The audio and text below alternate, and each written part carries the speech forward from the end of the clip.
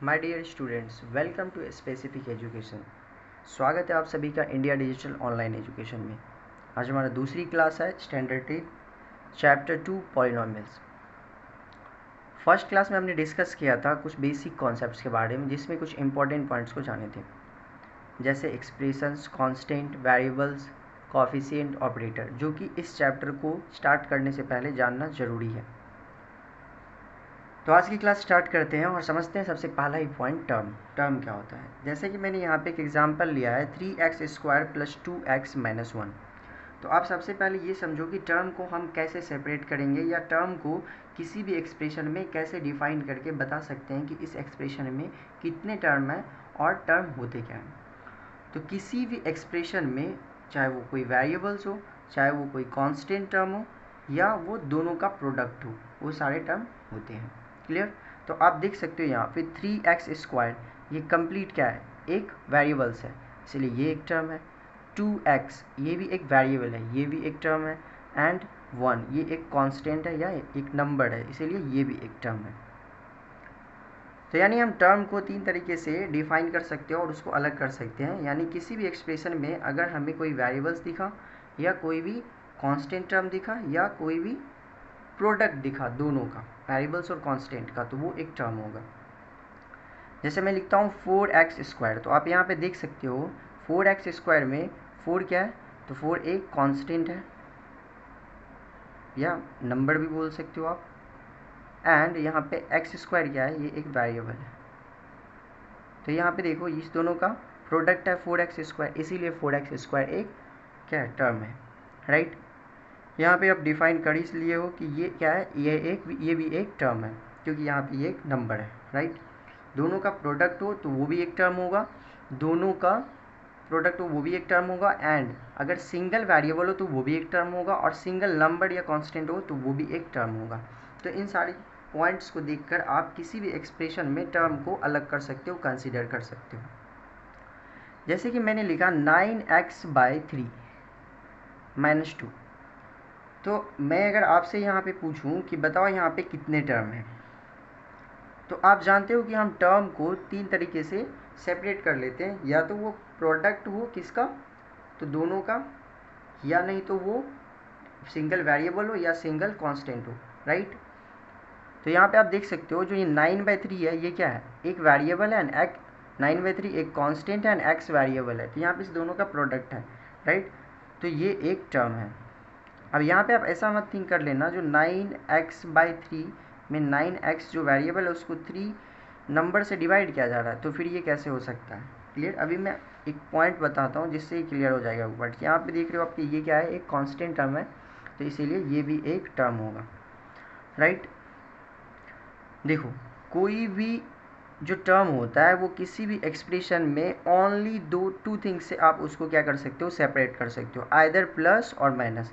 यानी किसी भी एक्सप्रेशन में प्लस और माइनस से ही सिर्फ और सिर्फ टर्म को सेपरेट किया जा सकता है। उसके अलावा अगर नंबर और वेरिएबल्स में किसी भी तरह का रिलेशन होता है तो वो एक सिंगल टर्म ही कंसीडर किया जाएगा। जैसे कि मैंने यहाँ पे एग्जांपल दिया था, चलो एक और एग्जांपल ले लेते हैं। जैसे कि मान लो मैंने लिया 2x/3 - 4। तो यहाँ पे आप देख सकते हो जो 2x/3 में रिलेशन क्या है, तो 2x को अगर आप वेरिएबल कंसीडर करोगे, ये 3 से डिवाइड हो रहा है, यानी यहाँ पे डिवीज़न ऑपरेटर है, फिर भी ये एक सिंगल टर्म है। राइट? और यहाँ पे 4 तो आप देख कर ही बता सकते हो, जो 4 क्या है, एक नंबर है, तो ये भी एक कांस्टेंट टर्म होगा। राइट? तो अब यहाँ पे 2 पॉइंट्स आपको इंपॉर्टेंट है जो कि नोट करके लिखना है, फिर आपका कंप्लीटली क्लियर हो जाएगा। अब देखो मैंने यहाँ पे इसे डिफ़ाइन भी कर दिया और साथ में इसके कंडीशंस भी बता दिए। तो जैसा कि मैंने अभी आपको कुछ एग्जांपल्स इसको एक्सप्लेन करने की कोशिश की, तो वहाँ पे आपने देखा कि ये दोनों ही कंडीशन फुलफिल हो रहे हैं। अगर इसको आप डिफ़ाइन करोगे तो आप बोल सकते हो one part of an expression which may be a number, a variable और प्रोडक्ट ऑफ बोथ। यानी किसी भी एक्सप्रेशन का वो पार्ट जो या तो एक वेरिएबल हो, या एक कांस्टेंट हो यानी नंबर हो, या दोनों का प्रोडक्ट हो, सिर्फ वही टर्म हो सकता है। दूसरा point, terms are separated by plus और माइनस। यानी टर्म को आप अगर सेपरेट करना चाहते हो सिर्फ और सिर्फ दो ऑपरेटर को यूज करके टर्म्स को आप सेपरेट कर सकते हो, वो क्या है, या तो प्लस या माइनस।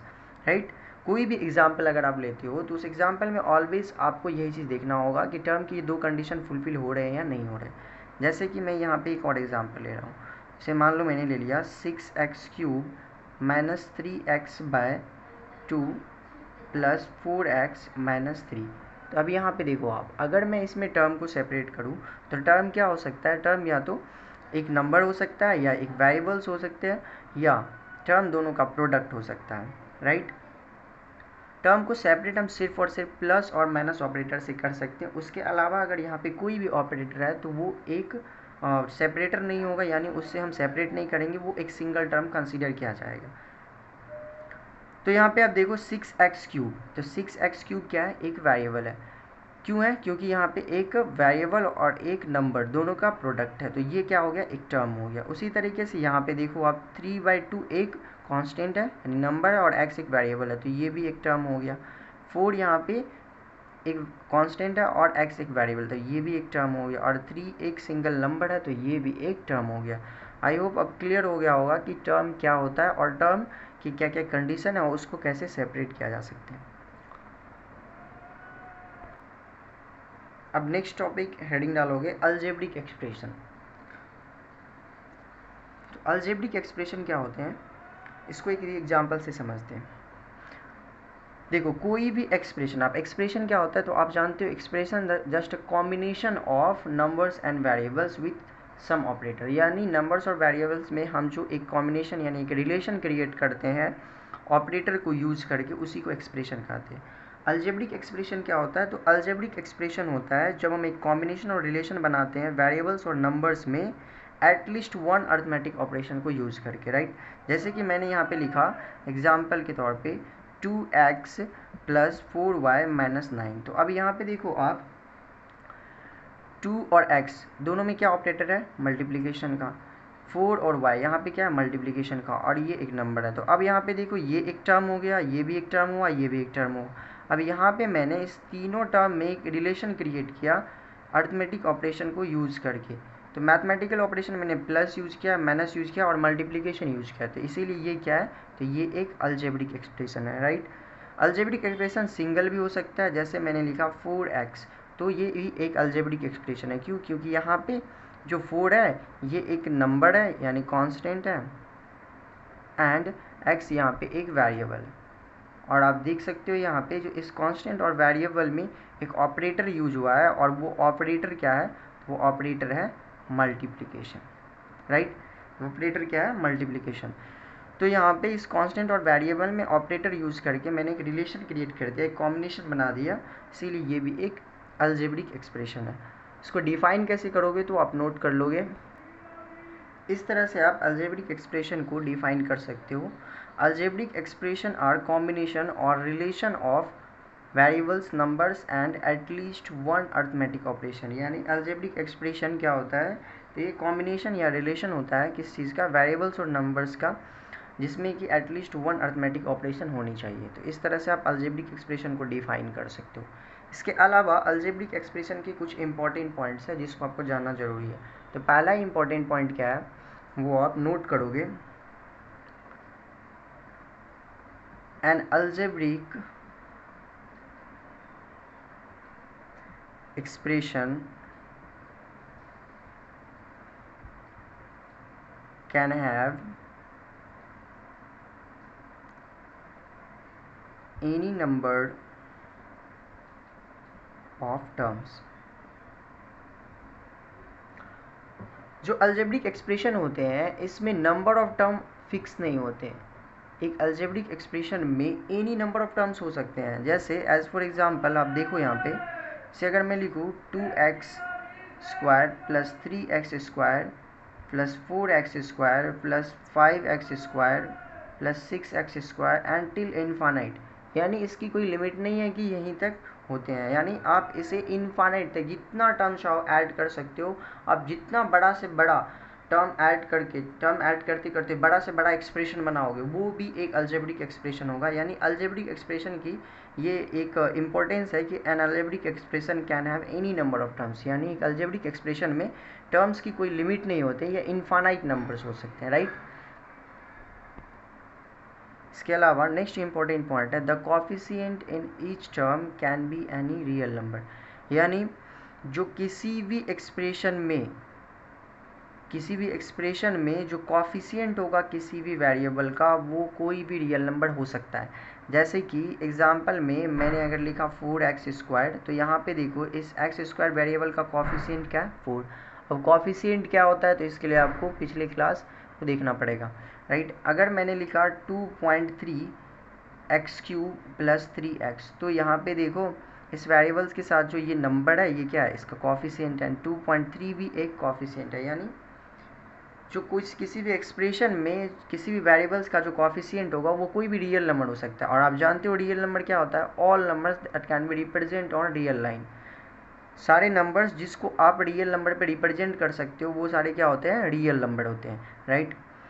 नंबर को बेसिकली 2 पार्ट्स में डिवाइड किया जाता है, मैं थोड़ा सा बताता हूँ यहाँ पे, और जो बाकी होंगे वो फर्स्ट चैप्टर जो है रियल नंबर, उसमें आप देखोगे जो नंबर्स को डिटेल में, नंबर्स क्या है, नंबर्स को कैसे डिवाइड किया गया, नंबर की ऑरिजिन क्या है, नंबर कैसे आया, एंड इसके कितने पार्ट्स होते हैं, क्यों होते हैं, वो सारी चीज़ें यहाँ पे मैं थोड़ा सा बता रहा हूँ कि रियल नंबर क्या होते हैं और नॉन रियल नंबर क्या होते हैं। तो नंबर को बेसिकली 2 पार्ट्स में डिवाइड किया गया, एक तो हो गए रियल नंबर और एक हो गए इमेजनरी नंबर। रियल नंबर आप किसे बोलोगे, तो देखो नंबर लाइन, यानी रियल नंबर्स को रिप्रेजेंट के लिए एक लाइन ड्रॉ किया गया, और वो लाइन कुछ इस तरह से था कि इसके मिड पॉइंट में 0 होगा और इधर ये लाइन इनफाइनाइट तक जाएगा एंड इधर भी ये लाइन इनफाइनाइट तक जाएगा। तो 0 के लेफ्ट साइड में जाएगा तो वो निगेटिव होगा और 0 के राइट साइड जाएगा तो वो पॉजिटिव होगा, राइट। अब आप इस लाइन पे जितने भी नंबर को रिप्रेजेंट कर लोगे वो सारे रियल नंबर होगा। अगर मैं बोलूँ आपको 2 तो आप बोलोगे 2 यहाँ पे, अगर मैं बोलूँ 1.14 तो देखो आप बोलोगे कि 0 यहाँ है, 1 यहाँ पे होगा कहीं, तो यहाँ पे हो जाएगा 1.4, क्लियर। अगर मैं बोलूँ 0.3 तो यहाँ पे देखो 0.3 रैकडिंग ले लो, यानी 0.3333। तो आप देख रहे हो मैं कोई भी नंबर बोल रहा हूँ तो उसको यहाँ पे रिप्रेजेंट कर पा रहा हूँ, राइट। अगर मैंने बोला -1 तो यहाँ पे है, -2 यहाँ पे, यानी वो सारे नंबर जिसको आप रियल लाइन पे रिप्रेजेंट कर सकते हो वो सारे नंबर क्या होते हैं, रियल नंबर होते हैं। अब इमेजनरी नंबर कैसे हम अलग करेंगे इससे, तो देखो वो नंबर जिसको आप नंबर लाइन पर रिप्रेजेंट नहीं कर सकते हो वो क्या हो जाएगा, इमेजनरी नंबर हो जाएगा। तो यहाँ पे आपने देख लिया ये सारे एग्जांपल हो गए रियल नंबर के। बट अगर मैं यहाँ पे बोलूँ आपको कि मुझे रिप्रेजेंट करके दिखाओ √2, तो √2 को आप इस लाइन पे रिप्रेजेंट नहीं कर पाओगे। लेकिन अगर मैं आपको बोलूँ कि √2 तो आप इसे इस लाइन पे रिप्रेजेंट कर पाओगे। इसको भी देखेंगे हम आगे, लेकिन फिलहाल के लिए इतना ही समझना जरूरी है, जो √2 को आप नंबर लाइन पे रिप्रेजेंट कर सकते हो और √2 को नंबर लाइन पे रिप्रेजेंट नहीं कर सकते हो।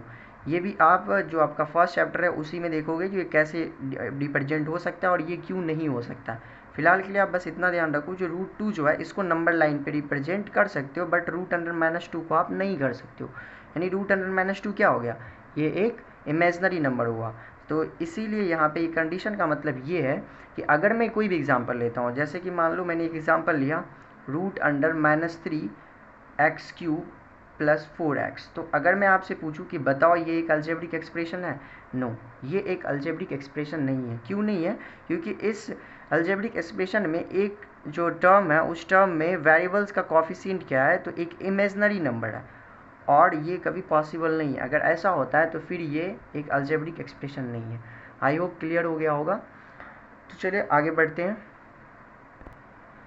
तो अगला इंपॉर्टेंट पॉइंट जो अलजेब्रिक एक्सप्रेशन से रिलेटेड है वो ये है कि there can be any number of variables in an algebraic expression. यानी इस पॉइंट का मतलब ये हुआ जो किसी भी अलजेब्रिक एक्सप्रेशन में एनी नंबर ऑफ वेरिएबल्स हो सकता है। यानी ये मैं कहना चाह रहा हूँ कि अगर आप एग्जांपल लेते हो 4x + 3x + 2x - 2, तो आप यहाँ पे देखो तो मैंने एक ही टाइप के वेरिएबल्स को यूज किया x x x। लेकिन ऐसा नहीं है कि आप सिर्फ और सिर्फ एक ही टाइप के वेरिएबल्स को यूज करोगे। अगर आप ऐसा लिखते हो 4x² + 3y + 4z - 5p + 2 तो यहाँ पे आप देख सकते हो कि यहाँ पे मैंने different types of variable use किया, x किया यूज, y z p। तो ये भी एक अलजेब्रिक एक्सप्रेशन है। यानी इस पॉइंट का मतलब यही है कि कोई भी अलजेब्रिक एक्सप्रेशन में एनी नंबर ऑफ वेरिएबल्स हो सकते हैं, यानी x y z p q. आप एक ही तरीके का नहीं, डिफरेंट वेरिएबल्स को वेरिएबल्स के साथ उसका टर्म को एक साथ कॉम्बिनेट करोगे और रिलेट करोगे तो भी वो एक अलजेब्रिक एक्सप्रेशन होगा। क्लियर? आई होप क्लियर हो गया होगा। तो ये सारे इंपॉर्टेंट पॉइंट है जो कि रिलेटेड है अलजेब्रिक एक्सप्रेशन से। Last important point algebraic expression से रिलेटेड वो ये है, the exponent on the variables however must be rational number. यानी अगर आप कोई भी अलजेब्रिक एक्सप्रेशन ले रहे हो तो आप उसे उस अलजेब्रिक एक्सप्रेशन में अगर उस किसी भी वेरिएबल्स का जो एक्सपोनेंट यानी पावर ले रहे हो वो ऑलवेज एक रैशनल नंबर होना चाहिए। आप इरेशनल नंबर नहीं ले सकते हो। जैसे मान लो कि मैंने लिखा 4x², मैंने लिखा 4x 3x³, मैंने लिखा x की पावर -4 + 2। तो यहाँ पे ये सारे, ये भी एक अलजेब्रिक एक्सप्रेशन है, ये भी है, ये भी है। अकॉर्डिंग टू दिस पॉइंट आप यहाँ पे देखो, जो यहाँ पे इसका पावर है वो क्या है, एक रैशनल नंबर है। यहाँ पे भी पावर जो वो भी एक रैशनल नंबर है, ये भी एक रैशनल नंबर है, राइट। अगर आप लिखते हो x तो यहाँ पे कुछ नहीं, ऊपर पावर तो हाइट कितना है 1, तो ये भी एक रैशनल नंबर है 1। तो किसी भी एक्सप्रेशन में जो वेरिएबल्स का एक्सपोनेंट यानी पावर लोगे वो ऑलवेज एक रैशनल नंबर होना चाहिए, इरेशनल नंबर नहीं होना चाहिए। और आप अच्छे से जानते हो जो रैशनल नंबर और इरेशनल नंबर में डिफरेंस क्या है। तो जो रैशनल नंबर होते हैं ना, इस रैशनल नंबर का कंडीशन होता है, और वो कंडीशन क्या होता है कि रैशनल नंबर को p/q के फॉर्म में राइट किया जा सकता है and q not equal to 0 होता है। यानी अगर ये दो कंडीशन फुलफिल है एंड p और q में 1 के अलावा और कोई कॉमन नहीं होनी चाहिए, तो फिर वो एक रैशनल नंबर होता है। जैसे यहाँ पे 2 देखो, तो 2 को यानी अगर मैं लिखूँ 2 को, तो 2 को मैं 2/1 राइट कर सकता हूँ।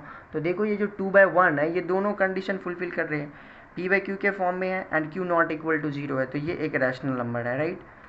दूसरा, दोनों में 1 के एक्सेप्ट कोई और कॉमन नहीं है। मैंने लिखा -4, तो -4 को -4/1 लिख सकते हो, तो ये भी क्या है, ये भी एक रैशनल नंबर है। डिटेल में इसको फर्स्ट चैप्टर में देखोगे।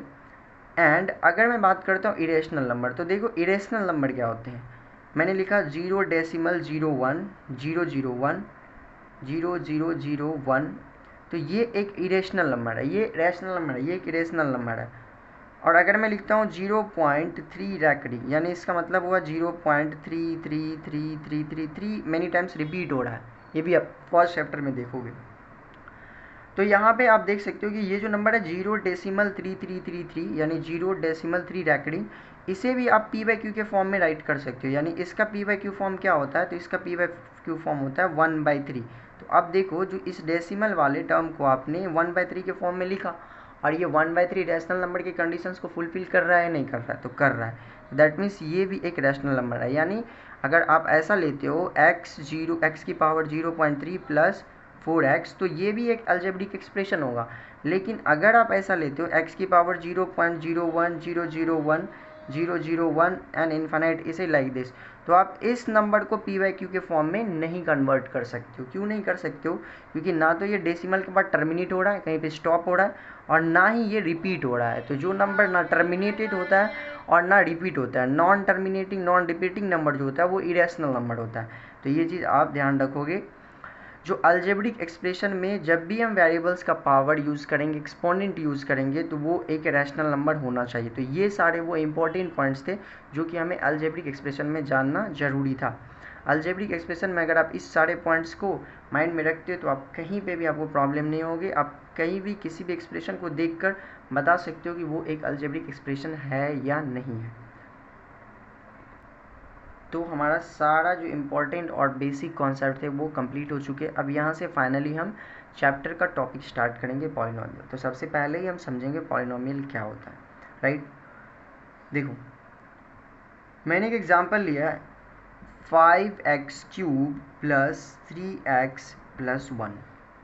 अब इस एग्जाम्पल को एक्सप्लेन करने से पहले मैं ये बताता हूँ कि पॉलिनोमियल है क्या। तो देखो अलजेब्रिक एक्सप्रेशन क्या होता है, तो आप जानते हो जो अलजेब्रिक एक्सप्रेशन क्या होता है, तो नंबर्स और वेरिएबल्स में रिलेशन होता है अर्थमेटिक ऑपरेशन को यूज करके। एंड अलजेब्रिक एक्सप्रेशन में आप अगर देखोगे तो आप ये बोल सकते हो algebraic expression can have that are rational number, यानी जो अलजेब्रिक एक्सप्रेशन होगा उसमें जो पावर होगा वो क्या हो सकता है, तो कोई भी रेशनल नंबर हो सकता है, राइट।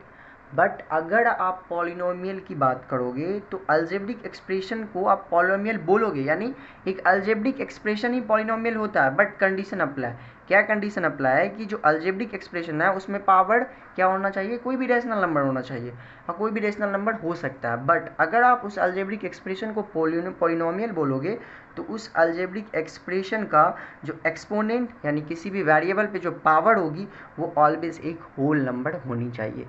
बस इतना ही डिफरेंस है, यानी एक अलजेब्रिक एक्सप्रेशन होगा तो उसका पावर कोई भी रेशनल नंबर हो सकता है। बट अगर आप किसी एक्सप्रेशन को पॉलिनोमियल बोल रहे हो तो उसका पावर ऑलवेज एक क्या होनी चाहिए, तो ऑलवेज एक होल नंबर होनी चाहिए, राइट। तो अब यहाँ पे देखो आप, जो ये वेरिएबल x है इसका पावर क्या है 3, आप बताओ 3 एक होल नंबर है या नहीं है। यहाँ पे क्या है x, इसका पावर कुछ नहीं है तो क्या होगा 1, तो आप देखो यहाँ पे 3 और 1 दोनों क्या है, होल नंबर है।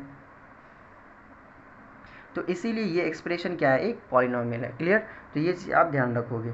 उसी तरीके से मैं अब दूसरा एग्जांपल लेता हूँ, जैसे कि मान लो मैंने लिया 2x plus 3 under root x। आप मुझे ये बताओ कि ये क्या 2x plus under root 3 root x ये एक पॉलिनोमियल है या नहीं, और साथ में ये भी बताओ कि ये एक अलजेब्रिक एक्सप्रेशन है या नहीं।